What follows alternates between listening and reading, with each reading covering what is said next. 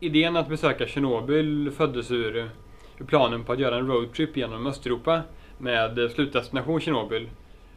Jag själv alltid fascinerats av zonen, så för mig jag drev den här frågan ganska hårt och fick övriga medlemmar med mig på mina vansinnighetsidéer. Efter att ha funderat lite på det här med roadtrip kom vi på att det var inte så bra idé, men vi ville fortfarande ta oss till Chernobyl. Så istället så flög vi dit. Så i november kom vi äntligen iväg. Vi åkte tåg från Karlstad till Oslo. Där sov vi en natt och sen flög vi via München till Kiev. Sen så åkte vi de sista 20 milen som är mellan Kiev och zonen med bil.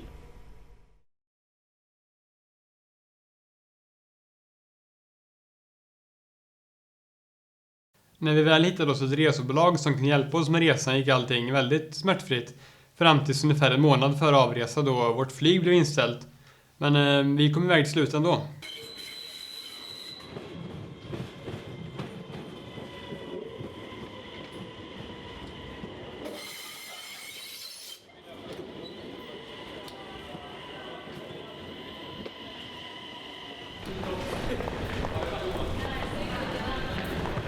När vi hoppade av tåget till Lilleström var nästa problem att ta sig till Gardermoen. Är det här Airport Express train. Ja, det är det. Okej. Vad är här då? Nej men det. Där är e-ticket. Där är biljetter. Där. Men där. Här? Ja, där. Okej. Så vad ska vi ha? Vi ska ha biljetter till Gardermoen. Okej, vi ska till... Ja. Så frågan är hur? Vi kan nog inte... Vi kan ta med sedlar. Okej, Oslo lufthamn. Dit ska vi. 130 knock, vad fan? Är de seriösa? Ja, de är seriösa. Det är Norge. Vad förväntar du?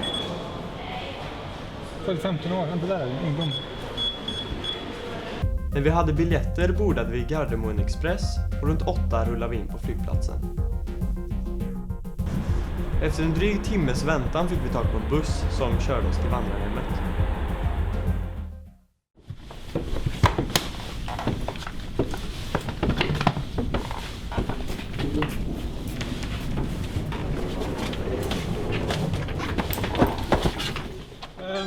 Nu går vi till bussen.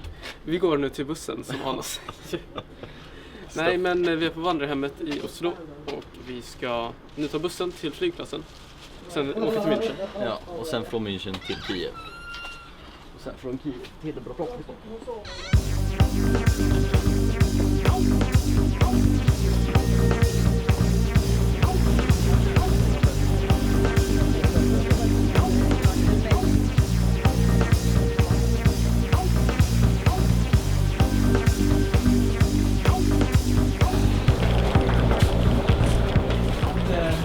Sen kommer vi få rusa på idioter i München för jag kommer med på till Kiev. Ja. Det blir festligt, men de sa att bagaget han skulle hinna, eller? Vi frågar inte om bagaget. Vårt plan till München var 45 minuter försenat och eftersom den totala bytestiden bara var 1 timme så hade vi väldigt ont om tid när vi väl landade.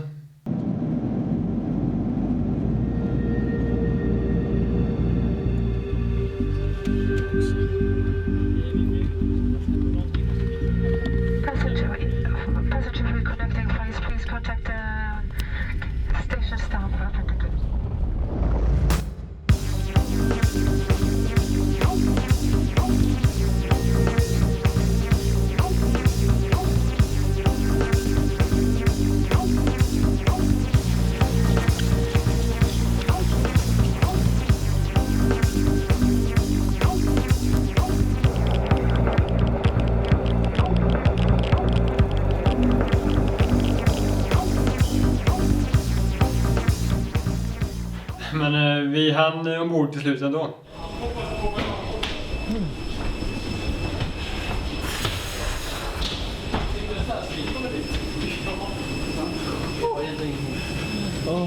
Glädje. Stress.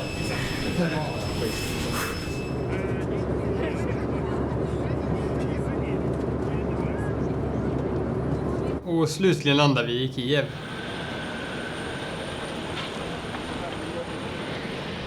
Ja, det är grått. Vad ska vi ska innan? Hoppas vi ser bara väder. Det finns ju nyanser grönt också. Och lite brunt. bara kolla, alltså, lite olika nyanser finns det ju. Men det är inte många. Det är inte regnbågslandet. Jag förstår vad det står där. Ja. När vi väl kom fram till Kiev så var vi lite oroliga. Vi visste inte om våra väskor hade hunnit med bytet i München. Så därför blev vi väldigt glada när vi såg våra väskor komma åkandes på bandet.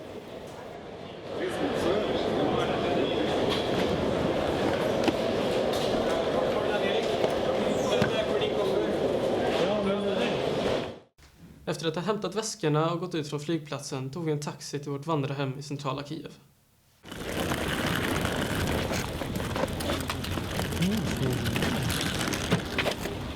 Alltså, jag måste ju erkänna att det var lite konstigt att bara sätta sig i en vad som var en privatbil med en taxameter installerad längst fram i instrumentpanelen och bara köra iväg ut till Kiev. Det var en riktig kulturkrock. Så vi gick upp tidigt nästa morgon och så packade vi alla våra grejer och gav oss ut från vandrarhemmet. Och så stod vi där och väntade på att vår chaufför skulle komma. Och till slut så kommer en kille civilklädd och bara Chernobyl. Och vi säger bara, visst, ja, det är vi. Och så visar han sin här stora vita vän med tonade rutor och visar. Ja, det här är nog rätt. Just i centrala Kiev så var det ganska likt hemma. Det var liksom rent och snyggt som vi har det. Men när man väl kom ut på landsbygden så var det ju ganska annorlunda, om man säger så.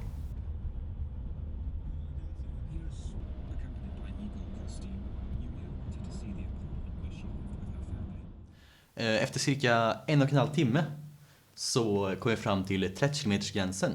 Där så hade de då en kontrollstation. Och då var vi tvungna att stänga av alla våra kameror.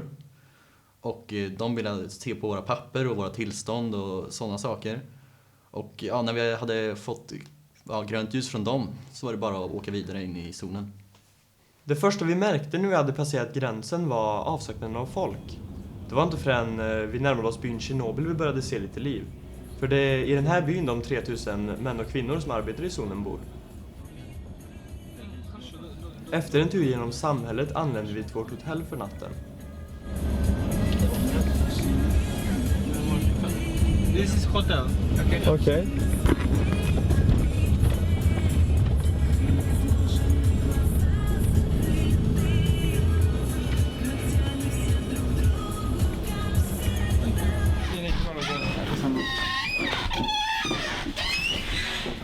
Rooms are 14 and 16 on the second floor. After that, when you do your luggage, just come here to the main hall. I'll be right there. I will introduce you to the general information about the exclusion zone and the main rules, which you should strictly follow here. Okay? Okay. 14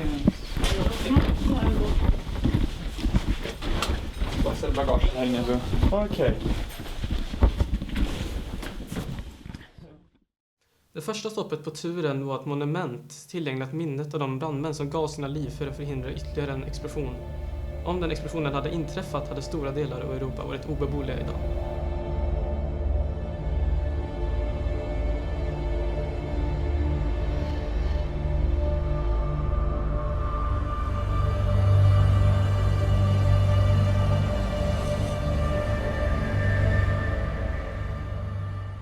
På vägen till kraftverket stannade vi till vid det som en gång var byn Kopachi.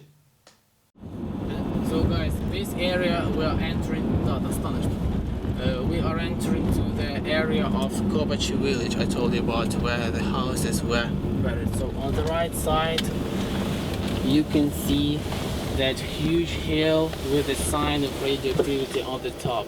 So this hill, and there are a couple of them here, these hills are so-called graves of the houses which were buried here.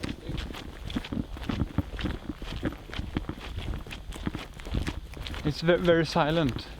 Yeah, it's very silent. You see, Kopachi village, 1,114 inhabitants before the accident at nuclear power plant. It was evacuated on the 3rd of May 1986 to Barishevsky, a district of the Kiev region.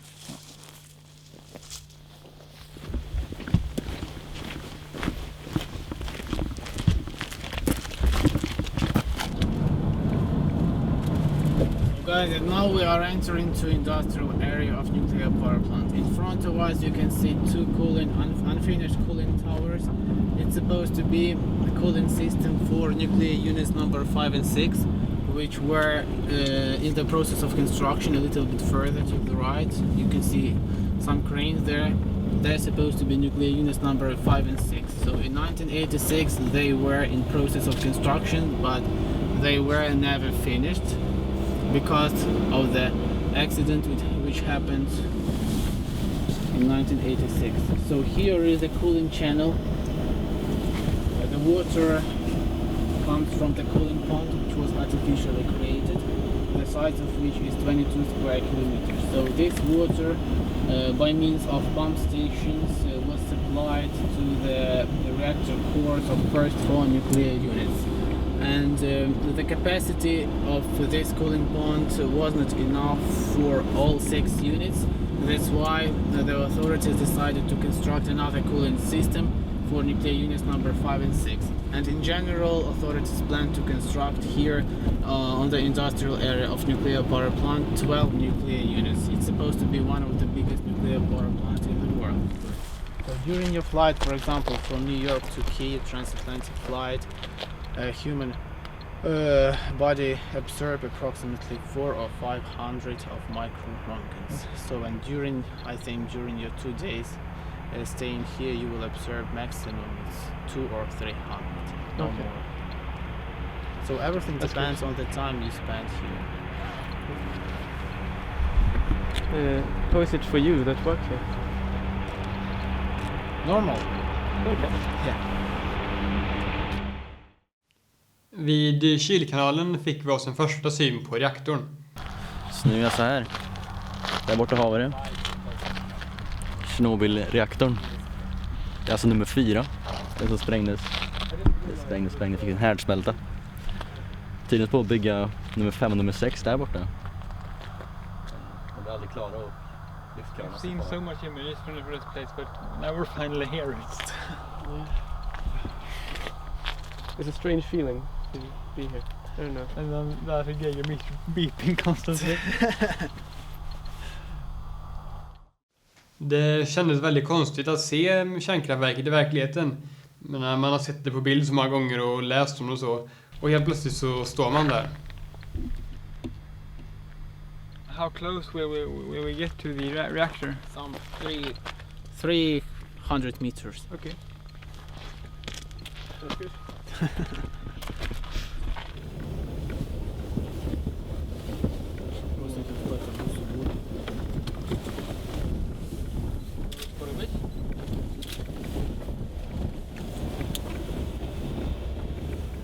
Man blev lite rädd när vi åkte på väg till reaktorn och Mikhailos geigermätare plötsligt började pipa. This is the so-called western part. The western part I showed you on the map. That one spread was to the north, the second one was to the west. So that's the western part I told you about. It is also the area of the so-called red forest. It is one of the most contaminated parts in the exclusion zone. Så det här området, det kallas alltså för Röda skogen. Och det gör det därför att efter olyckan så dog alla träden och löven färgades helt röda. Det är en av de mest radioaktiva platserna på jorden.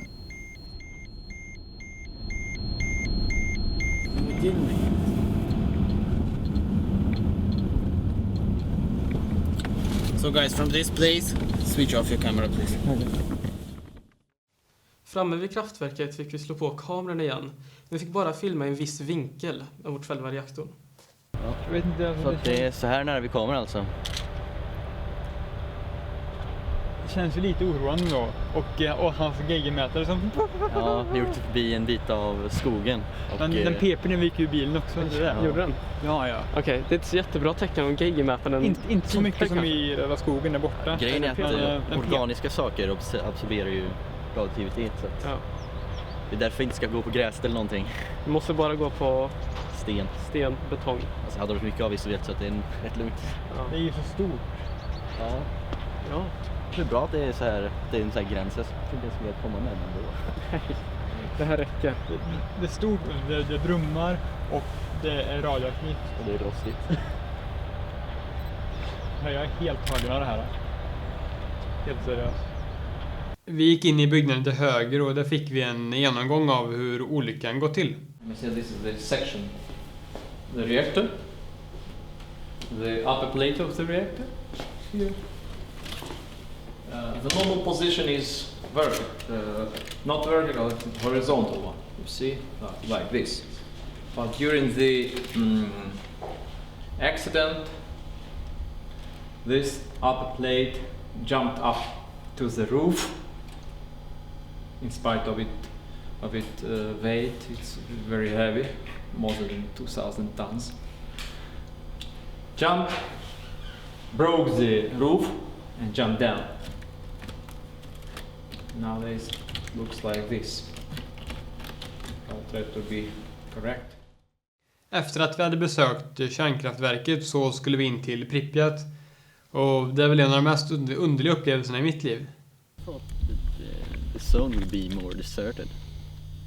I just thought that there would be less workers here. I thought that the whole zone the first time I came here I had the same thing that you had. Yeah, we noticed how good the roads are. We thought everything would be like left since been deserted since the 1980s. And now the roads are actually nicer than in Sweden. So. How long did it take from the accident to the evacuation? So the evacuation was on the 27th of April, some 36 hours after that. And the evacuation lasts only some 3 or 4 hours. So in 3 or 4 hours all the inhabitants of Pripyat town were evacuated from that. So approximately 1,200 buses were brought to Pripyat town and also some trains. So not far from Pripyat there was a railway station Yany. They also took some people from here. So yeah, the evacuation held only 3 or 4 hours. So 50,000 people in 3 3 or hours. 4 hours, yeah. Wow. Can you imagine that? Yeah, that's impressive. Yeah, they were told to bring only some documents, some foodstuffs and some clothes because they were told that the evacuation would be a temporary step and would last only for 3 days. And in 3 days they would have a chance to come back. But as a result, no one came back to Pripyat town. Ja, så vi tror alltså att vi åker på en liten skogsväg någonstans inne i zonen. Men det visar sig att vi åkte på Pripyats huvudgata.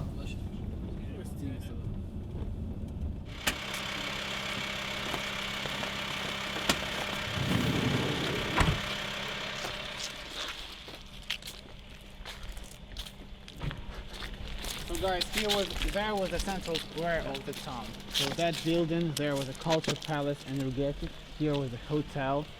To the left there was a restaurant. After that there was a supermarket, and behind the trees there was a furniture store. And all these buildings just apartments for people who lived here. And that building, it was the administration building of the town.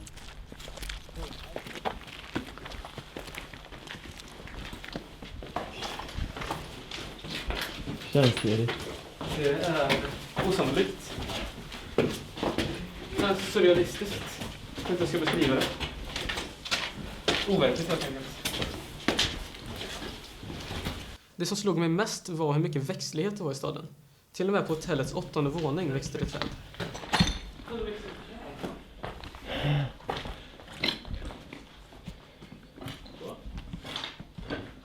Så tyst, ja. Inte ljud. Det är underligt när man tänker på att för 25 år sedan så levde ju folk här. Fast men det är ju ännu underligare när man tänker på att för 25 år sedan så dog folk här. Så. Staden är så stor. Jag hade inte väntat mig. Jag hade trott att det var de här husen nästan. De bilderna man sett. På väg ner från takvåningen fick vi se oss omkring hotellet. Det här är sjukt. Här. Ja. 609.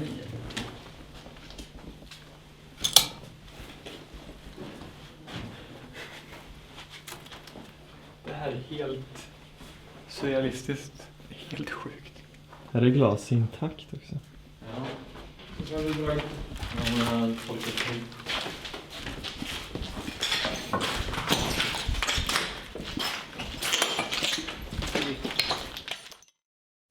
En av de mest ikoniska byggnaderna i staden är ju kulturcentret.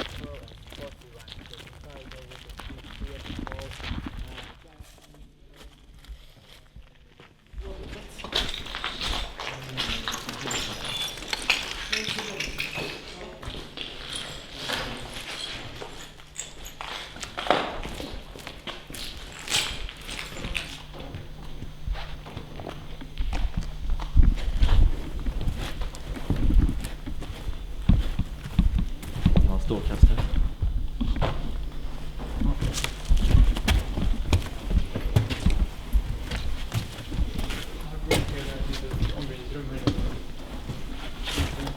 Don't go there. Come this way. Okej. Det är så fel att gå på folks kläder. Det känns som om det är en sorts helgerån att bara vara här.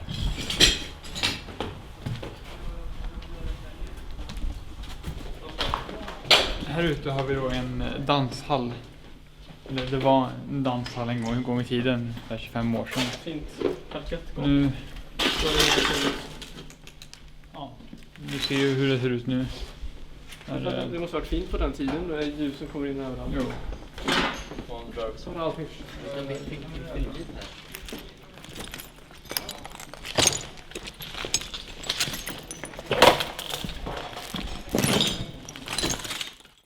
På översta våningen av kulturcentret så låg stadens bibliotek.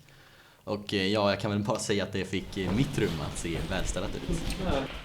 Oj. Det känns ju fel att vara här. Jag som går på alla böckerna här förresten. Jag måste bädda igen.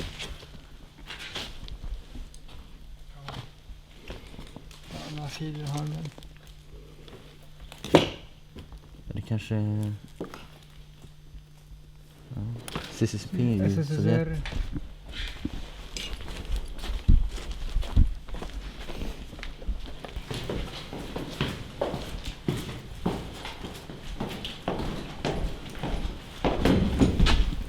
Etterretningen kvar. Oj. Jag tänker inte testa till...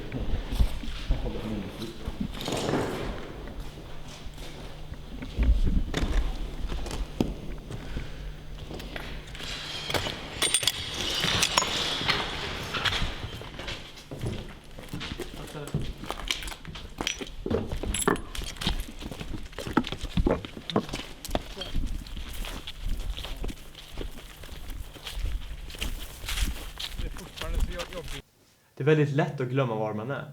Men så fort gaugemätaren går igång så får man sig en påminnelse. Both of Mars. Wow. It's quite contaminated. So my suggestion, maybe some small radioactive particle just fell down there. That's why the level there is so high. But not Mars around here or in Pripyat is such contaminated. Det här känns fel. Det är fel, ja. Jag har alltid svårt det här med övergivna nöjesfält. Det är tänkt att det ska vara så fint och glatt. Bara övergivet och förstört. Aldrig använt. Nej. Just det stängde ner. Ja. Det var inte det slut. Olyckan hände 4 dagar före det här skulle öppna. Ja. Eller 5 dagar. Alltså, inte ens en vecka. Mm. Så det här... Så det är aldrig någon som lekt här. Aldrig någon som haft roligt här. Det är bara tragiskt. Vi står i Pripyat. Jag har sett bilder hur mycket som helst, spel. Och nu står vi här. Det går inte att beskriva. Det är så överväldigande. Jag kan inte ens... Nej. Helt tagen av det. Med gymnastiksalen. Det vi ser här. Och där har du hotellet. Och sen är allt här bara lägenhetskomplex allting.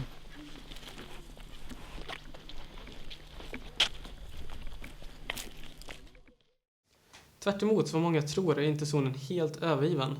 Det finns fortfarande några byar som är bebodda. En av dessa är Parashiv, dit vi åkte för att besöka Ivan och Maria. Добрий вечір, добрий день. Hello.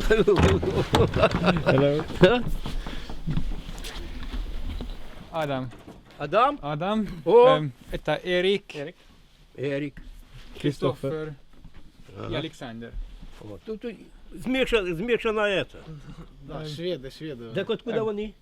Швеция. А, Швеція? Так Да. вони, так вони вже розбирають англомові. Не, Воно говорить на повну кату. So he thinks that you speak Russian. Я говорю очень плохо по-русски. Хорошо, хорошо, ми понимаем. Yeah, but you speak well. Добрий вечір. His wife. Добрий вечір. Her name is Maria. Here at the beginning of May, they were evacuated to Barishevsky district of Kiev's region. Yeah, they stayed away for a couple of years. For 2 years after that, they decided to come back. Okay. So, and since 1988, they are permanently live here. Okay. So they grow potatoes, tomatoes, everything they need for their life. So, and sometimes I think what's як там раз в півгода приїжджають служби, які перевіряють там вас картошку. Разу 3 за год. Ну раз в 3 в год. Конечно. So she says that 3 times per year some special services come here and check their foodstuffs which they grow here, and they say that's quite good. Okay. Because I told you that the radiation spread went into 2 directions, to the north and to the west. So this area is quite clean. Where's my geiger-meter? Take a look. Here it's 9 microrentgens per hour. So if the and the natural background is 30. Okay. So it's quite safe. There's no danger to stay here for them. Так що сміло ходіть. De ska visa oss några svampar som man plockar här. Ska se svamp. Så det så här, de lever delvis på att äta svamp. У нас осінніх нема чим годувати. Це літошні. Це весняні. The mushroom Ну, they ті pick up літні. here Okay. and dry, and after that they can cook a soup. They put it in the soup and just eat them, Okay. or just fry. Okay. And That's good. Can I try or? Білого того давайте одного. not. Okej. Ви ж попробуй.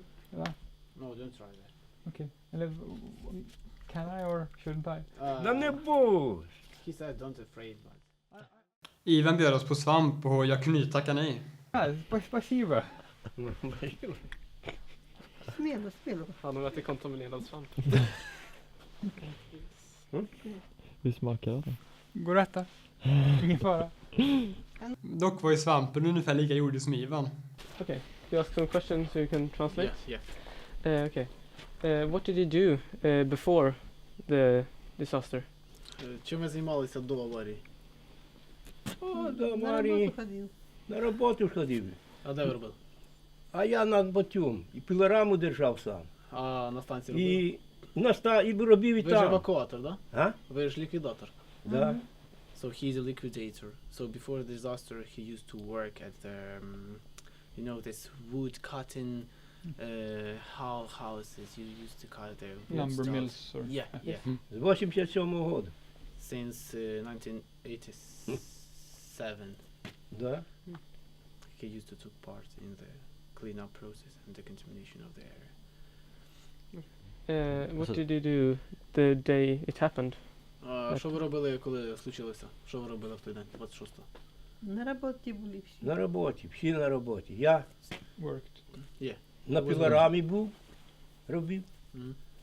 А вона там вже фуражиром робила. So they were working. Ні, без внимання. How come you moved back here? А як же ви сюди повернулися? А нас же розрішили їхати назад. So it was allowed for them to come Повиписували back. машину. Машини повиписували і приїхали. Приїхали. Ну, одне діло, що нас тут, нам навіть грошей не виплачували, це село було віддільно зареєстроване, воно не було радіації в ньому. So they were paid no compensation, nothing at all. They moved back on their own. But it was allowed for them to come back. I told you at the beginning that it was allowed for them to come back. Було. Do you have any family or relatives, and where do they live today? So I know that their children live in Kiev. So sometimes they come here and visit them. So they, you know, in Chernobyl town there's the administration of the exclusion zone, which regulates all the works and all the activities here in the exclusion zone. So if they want their children to come and visit them, they send some special application, and before entering to the exclusion zone they receive some special permissions, temporary permissions to come and visit them here. Så vi sa hej då till Ivan och Maria. Och sen så fick även Erik ett litet kostråd. А мамі там і скажеш, мені казала там одна баба, щоб я бабула її смачного. She advised you to eat more. До свидання. До свидання. Efter att vi hade varit i byn Parashiv så åkte vi tillbaka till Chernobyl där vi besökte hamnen. But the port in Pripyat is bigger. No, smaller. Okay, smaller. So, yeah, Oh. smaller. There was beside the port there was a cafe where people can just drink a cup of coffee or beer or whatever they want. Okay. And after that, I'll show you tomorrow that river port of Pripyat Okay. town and the terrace they had, the cafe which was there. Okay. Can we go around to the other side? No, that area nowadays it is the area of another state enterprise, so we can't go there. We can record or take some photos only from this place. Okay. Till skillnad från första dagen skulle vi spendera hela andra dagen i Pripyat.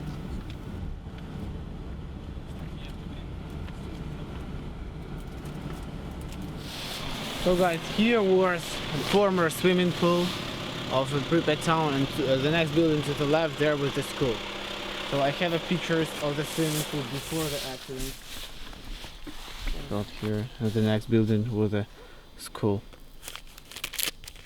And how it looked inside. With the water, the jumping points, and this. We'll have a chance to compare how it looks nowadays and how it was. Yeah. So let's go inside.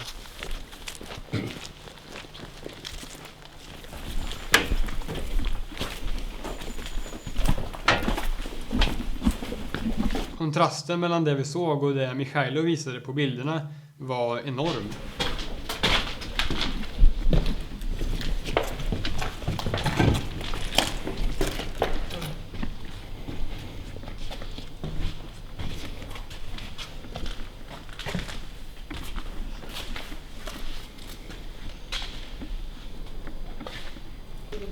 Häftigt. Tyst och öde. Väldigt störande. Det ska vara så fint här. Väldigt trevligt.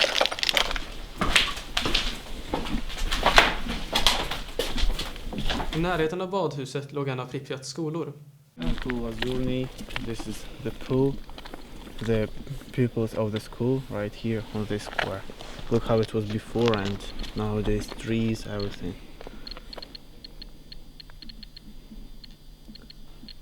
Everything changed completely.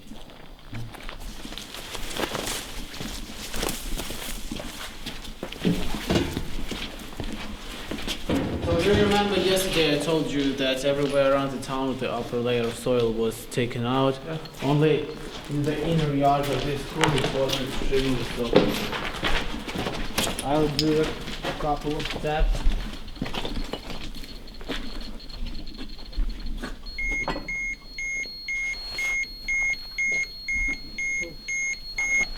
It was upstairs, there was the school, and here was a dining room of the school. Here you can find a lot of gas masks on the floor. So the Soviet Union epoch, it was such kind of precaution measure that in case of war or in case of natural calamities, every people of the school should have a gas mask, and because they were afraid of United States attack. Det är ju barnstorlek allting. Så många barn som har varit här medan vi är på alla gasmasker. Så många Som barn bara har gått i skola här och levt här. Men här har det suttit barn och som vi är i Åmås och sitter och pratar och äter och har skoj. Ja. Eller, ja. Och nu var alla borta.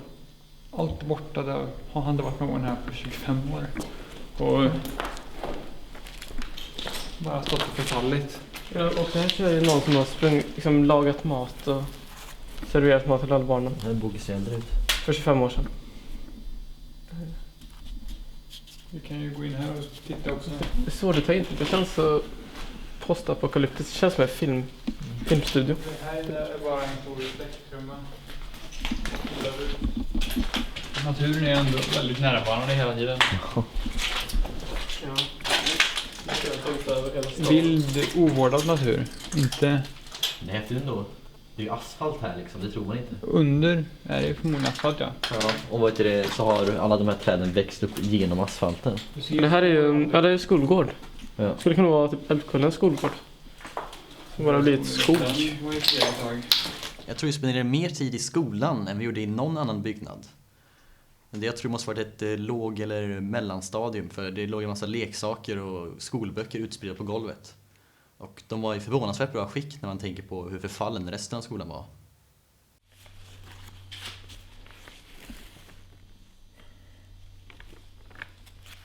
Är det någonting du vill säga till kameran? Som jag vill säga? Ja, eller hur? Nu när du som kameraman är med på bild. Har du någon reaktion? Att det är sjukt. Det är det mesta.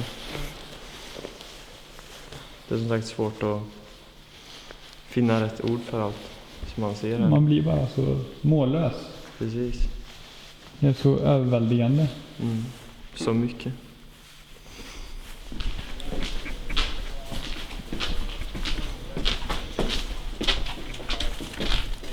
En dag om året får före detta boende komma hit. Det kommer vara i maj utan tillstånd och så. För vanligt är att de gör det, bara går till sina lägenheter och gråter. Jag fick tänka mig själv om liksom Karlstad blir helt övergivet. De kommer tillbaka till sitt eget hus då, det skulle varit helt... Det skulle inte varit roligt.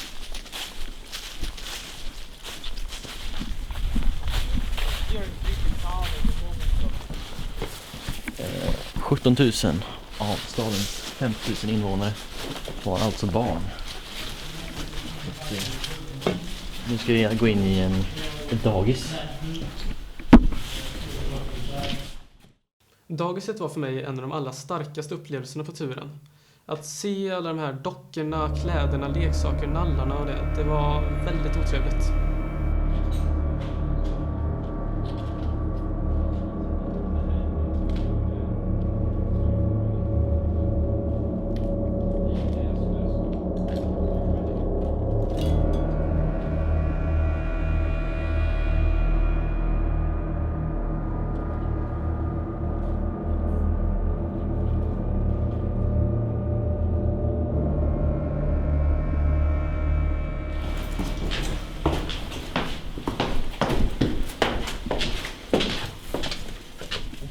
Jag tror att det är väldigt enkelt att bli mot kärnkraft när man ser en sån här olycka, eller resten efter en sån här olycka.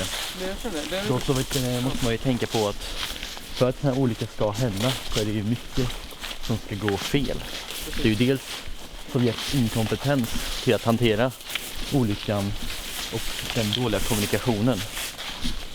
Så att det var ju många faktorer som ledde till det som hände. Det är inte kärnkraften i sig som är farlig, utan det är liksom om man sköter det dåligt. So guys, here's one of the apartment buildings. So after people were evacuated from here, the town was controlled and patrolled by the military and police who came in here. The town was enclosed with a barbed wire fence, and in 1988 it was allowed for people to come and take back some stuff which they left inside their flats. That stuff which was not really contaminated. They took back some stuff, and the rest which was left in there was burnt or just buried at the storages of radioactive waste. But even nowadays you will find some furniture inside, some chairs or maybe some armchairs, some sofas or something like that. So you can go inside and take a look what it looks inside.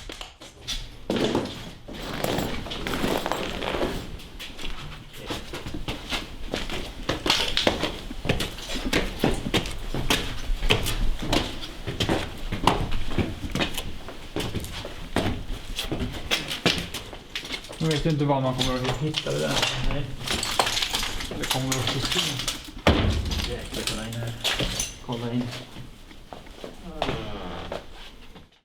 Inuti lägenheterna kändes det ändå som att vi gjorde intrång.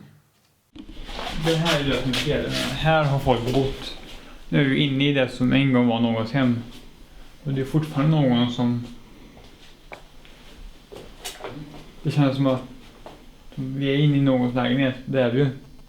Alltså, de har inte varit här på 25 år. Känns lite fel. Ja, det tycker jag också. Vi måste se för att förstå nästan. Känns det. För det... Lägger vi bara inne i kanske 5 lägenheter nu. Hela staden är full av lägenheter, precis som de här. Vartenda hus. Ja, vartenda hus är fullt av sådana här omkring. lägenheter. Bara borta, förstörda. Och vi har här i utkanten med bakom oss här finns hur mycket som helst. Det är någon park där nere.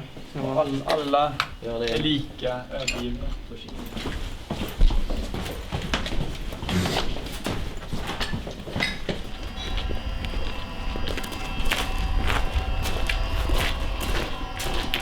Efter att ha besökt lägenheterna åkte vi vidare mot Pripyats sjukhus. So the building is consisted of 2 parts. This part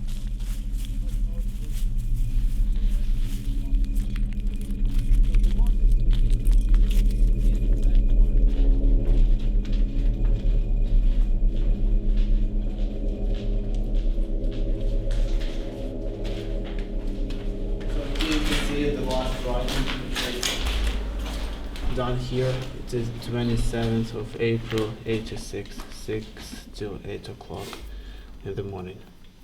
Det här var en doktorjournal. Där man skriver in patienter. Skriver upp saker med ord antar.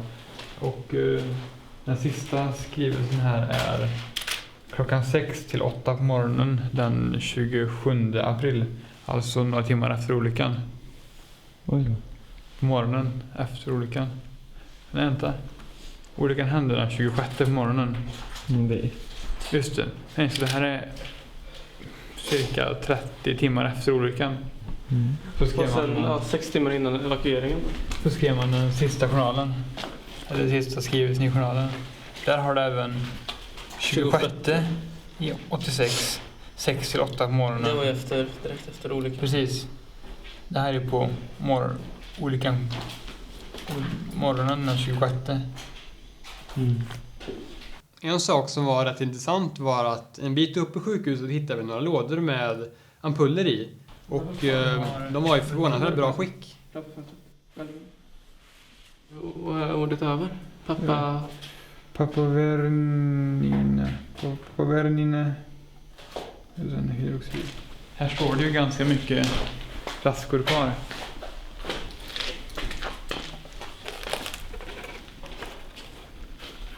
Fortfarande i såna här plastförpackningar.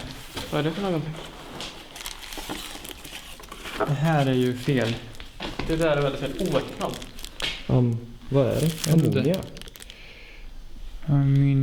Jag vet inte. Amino caprosini. Italienska. Det skulle kunna vara aminosyra. Kanske. Det här är fel. Den är oöppnad. Ja. Det är konstigt. Men det här är nog det läskigaste platsen jag besökt nu, känns som. Alltså det är ett ställe som man inte skulle vara vid på natten. Tycker jag. Men... Det var en stängd dörr här borta. Jag vill öppna den gärna. Man dårar fast. Så gör det hela. Fuktig tygbit på handtaget.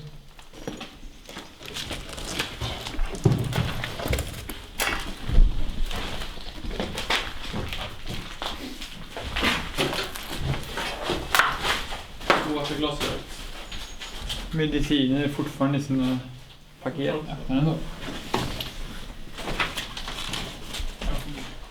Här kan vi förklara också att vi får inte med oss någonting i överhuvudtaget ifall någon undrar varför vi inte tar saker. Så det känns väldigt respektlöst att ta sån här sak. Alltså, det här är ändå en katastrofplats, det är inte en turistattraktion. Nej. Snarare en kyrkogård. Men det här är ingen som har satt upp så här. Så här har det blivit. På grund av en olycka. Och måste ändå visa folk lite respekt. För oss som har levat här. Vi får respektera de regler som finns här. Det finns saker vi inte får filma och då får vi ta och respektera det. Det finns saker vi inte kan gå in i. Det finns saker vi inte får se. Vi får ta och respektera. Vi har ändå fått sett väldigt mycket och vi kommer få se ännu mer.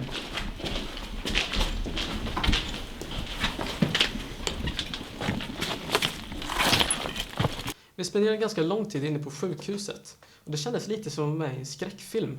Alltså det var läskigt men ändå fascinerande. Nu ska vi då till Pripyat Riverport, hamnen i floden Pripyat, som då är en biflod till Dnepr. Det är gångavstånd dit så vi tar och går. Det är ju verkligen en speciell upplevelse. Ja, det är ju som du sa förut att det är inte som man går i en stad med träd utan man går i en skog med hus i. Till skillnad från Chernobyls hamn så var den här hamnen inte någon godshamn. Utan det var en hamn som folk åkte till för att fika, äta och ha det trevligt. Här har vi då flodhamnen här nere och ett café där uppe.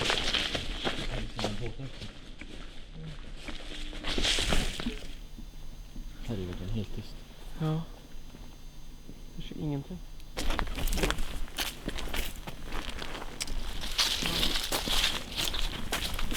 Om det är en byggnad så är det inte en liten byggnad utan en väldigt stor byggnad. Ja, samt inga direkt villaområden. Nej.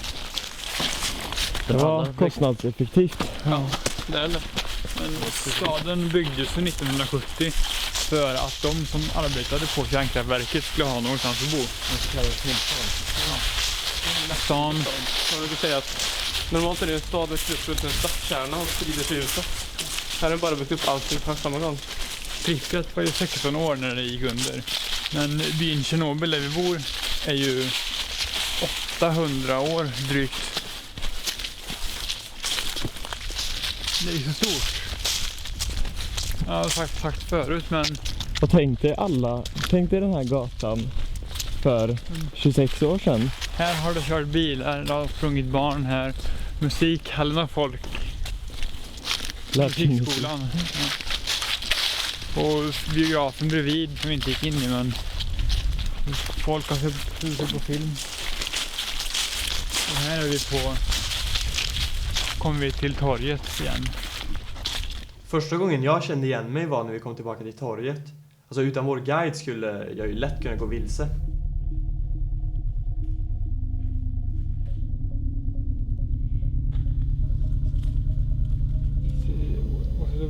Yes, that was the main avenue, yeah.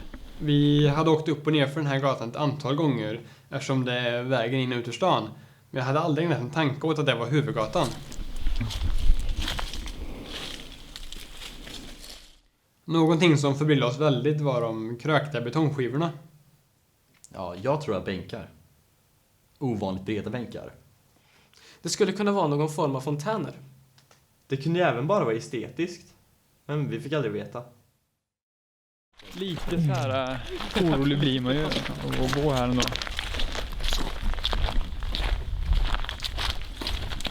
Strålas hela tiden, det är träd, överallt.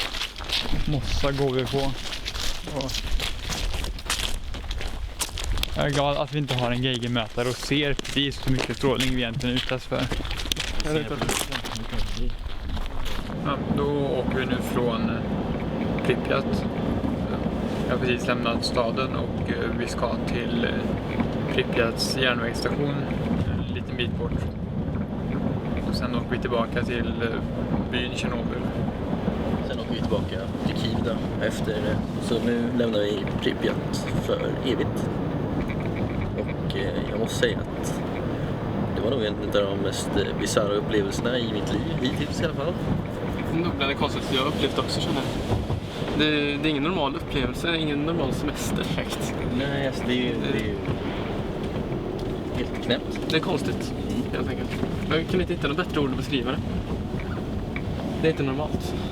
Det är en stad där mänskligheten bara en dag försvann och sen så har det fått stå och vara i fred liksom så länge. Och det är ingen liten stad. Det är stort. Och få liksom, jag åker gata upp och gata ner, lägenhetskomplex på båda sidor vägen. Och alla är lika övergivna. Sönderslagna fönster, gapande dörrar liksom. Det är övergivet och det är svårt att verkligen förmedla med ord. Måste nästan upplevas på plats för att förstås ordentligt. Jag kan då rulla in på någon slags industriområde. Det står lastbilar, alla märkta med radioaktivitet.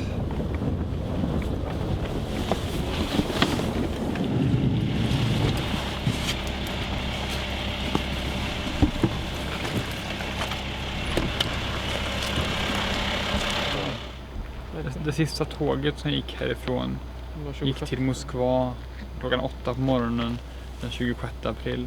86. Precis. Sen så använde man det för att frakta radioaktivt material. Bort härifrån helt enkelt för att begrava det. Jag ser här på alla de här måste ju vara sådana att frakta radioaktivt material. Jag tänker på skyltarna. Det mesta är väl sagt. Men jag tror man måste uppleva det för att förstå det. Men vi får försöka förmedla det här med hjälp av den här dokumentären så gott vi kan.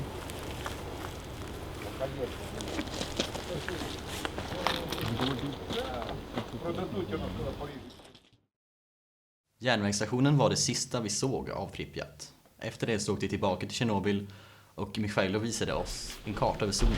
And now we are here. So now we are in Chernobyl. Yeah. This is Pripyat. Yeah, here is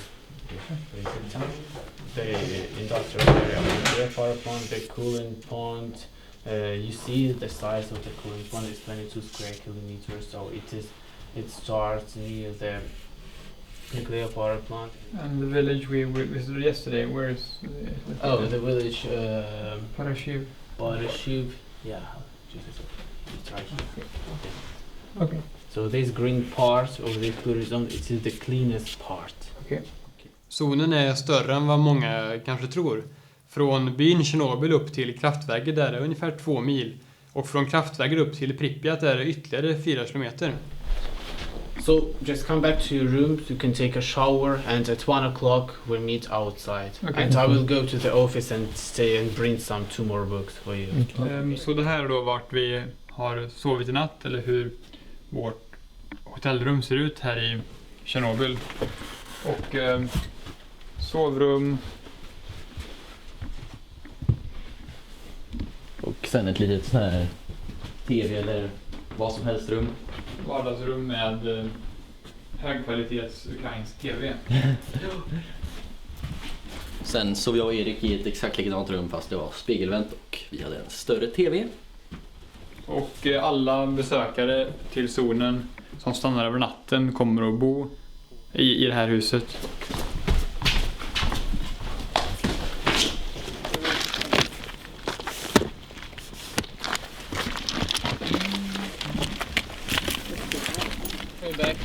It was nice to meet you guys. Yes, thank you very much. Thank you very much. You're welcome. You were a great guide. Yeah, absolutely. It's been a very, very great 2 days. Yeah, thanks. Great experience for you. Yeah. Det har varit en otroligt häftig resa. Jag blev väldigt förvånad över att det bodde så mycket folk i Chernobyl. Jag tänkte med zonen som helt död, men så var inte riktigt fallet. Det har varit en fantastisk upplevelse.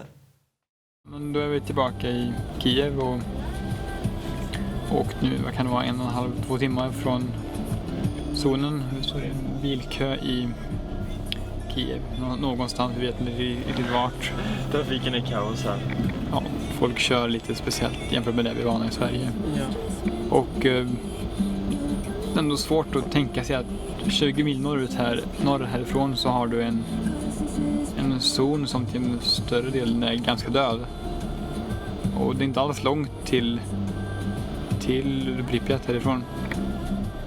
Och här är faktiskt folk i husen. Och Bilar överallt. Och inte gapande hål. Och det är inte lika tyst här nere i Kiev. Det är en väldigt kontrast mot den här enorma tystnaden i Pripyat. Yeah.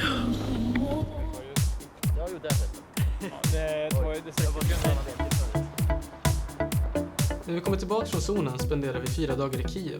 Jag tycker det var en intressant stad att besöka.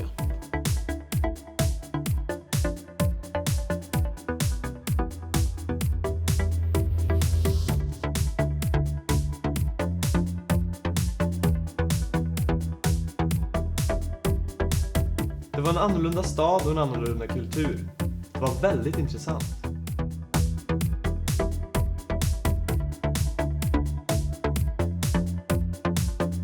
Zonen är ett ställe jag vill besöka under en väldigt lång tid, så det känns fantastiskt att äntligen ha varit där. Det är en upplevelse som vi kommer minnas resten av livet.